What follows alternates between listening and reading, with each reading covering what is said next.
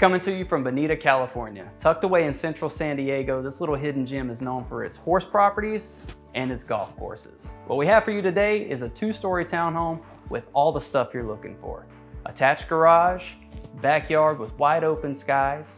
It's FHA, VA approved. The community's got pools and facilities. It's right off the freeway. It's been fully remodeled. Everything inside the house is turnkey with brand new floors. The kitchen's been redone and both bathrooms. It has full-on AC, and it's one of the only properties in this whole community that already has solar.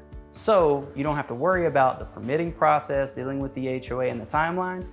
It's already been done for you. This property is about 1,400 square feet. It's in the top-rated Bonita Vista High School District, which is 8 out of 10 per great schools, and it's coming in at $650,000.